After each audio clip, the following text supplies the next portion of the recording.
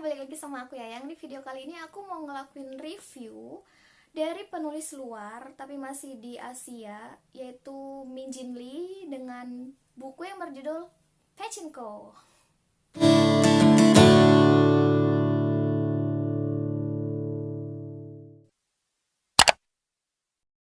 Iya, buku ini terbit tahun 2017 dan nge-hype banget. Bisa dibilang aku telat banget baru mau nge-review ini sekarang. Salah satu alasan aku nge-review ini sekarang adalah karena aku baru baca. Kenapa aku baca? Karena aku lihat di artikelnya buku ini bakalan dibikin TV series atau TV show gitu. Dan pemerannya itu adalah Lee Min Ho Oppa. Oke, balik lagi ke bukunya. Bisa dibilang sebenarnya genre buku ini agak risky ya. Pembaca bisa suka banget sama buku ini atau malah kebalikannya, nggak suka banget sama buku ini. Dan akhirnya aku mengambil resiko untuk baca buku ini. Aku nggak punya ekspektasi bakalan suka atau enggak sama buku ini, tapi aku menyiapkan diri untuk kemungkinan terburuknya. Dan surprisingly ternyata aku suka banget. Novel ini bersetting pada tahun sekitar 1910 hingga 1989.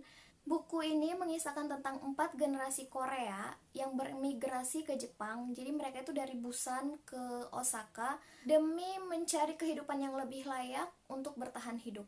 Ketika mereka berada di Jepang itu kehidupan mereka nggak serta-merta langsung membaik, tapi mereka harus dihadapkan dengan berbagai macam kesulitan, seperti kesulitan secara finansial. Menyedihkannya lagi, bahkan untuk keturunan Korea yang sudah sejak lahir di Jepang itu mereka nggak bisa mendapatkan citizen Jepang, walaupun mereka udah nggak tahu lagi Korea itu kayak gimana emang sejak lahir dan tumbuh di Jepang, tapi mereka masih mendapatkan diskriminasi banget. Yang bikin uniknya lagi, buku ini nggak cuma menceritakan satu tokoh protagonis, tapi lebih ke kayak ditekankan terhadap community keluarga itu. Dan nggak ada orang yang benar-benar protagonis, semuanya punya kekurangan dan semuanya punya alasan kenapa mereka bersikap dan mengambil keputusan kayak gitu. Untuk buku dengan jumlah halaman yang nggak terlalu banyak, sekitar 300-an halaman, ini tuh plotnya dibikin jam-jam dari tahun kayak loncat-loncat, tahun segini, bulan segini, terus lanjut lagi beberapa tahun kemudian.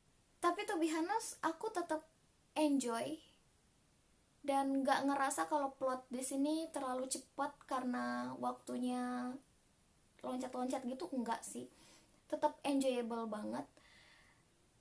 Aku nyelesain buku ini kayak sekitar 3 hari, termasuk yang cepat aku selesaiin. Satu yang gak aku suka dari buku ini adalah di sini juga menceritakan karakter-karakter yang sebenarnya gak terlalu berhubungan erat terhadap karakter dari keluarga utama yang diceritain di sini gitu.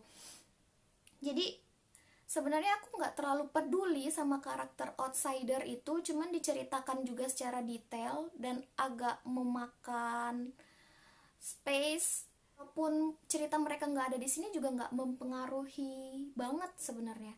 Aku lebih berharap penulis lebih menekankan cerita ke Noah misalnya, karena aku sebenarnya suka banget sama ceritanya Noah, tapi di titik tertentu aku kaget dan itu bikin aku heartbroken, pengen nangis, tapi ya gimana, nyesek sih. Dan di sisi lain ada karakter yang mulai mengambil simpati aku, tapi dia harus hilang dari cerita karena ceritanya di situ dia pulang ke Pyongyang kalau nggak salah ya, Korea Utara ya. Dan setelah kepulangannya itu udah nggak ada cerita kelanjutan lagi tentang dia. Dan itu aku yang oke, baiklah, waktunya telah habis di cerita ini. Novel ini sebenarnya agak berat ya, karena konflik yang disajikannya itu agak memacu emosional. Tapi ini cocok banget dibaca selagi pandemi kayak sekarang. Kalian yang punya waktu luang, aku rekomendasiin buku ini. Setidaknya ceritanya kayak akan history, bisa banget untuk nambah pengetahuan kita, apalagi ini dari sudut pandang imigran. Di mana-mana tuh imigran kayaknya kayak orang-orang minoritas yang masih mendapatkan diskriminasi kayak gitu-gitu.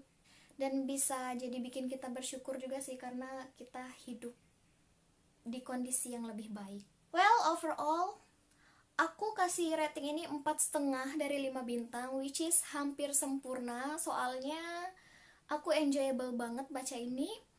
Terus ketidaksempurnaan dalam buku ini dari karakter-karakternya yang tidak sempurna juga, itu tuh malah menambah kesempurnaan.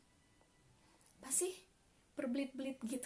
Kalau misalnya kalian udah pernah baca buku ini, aku mau tahu pendapat kalian tentang buku ini kayak gimana, dan tulis di kolom komentar biar kita bisa berdiskusi. Segitu aja video aku kali ini, makasih banget udah nonton, dan see you in my next video, bye!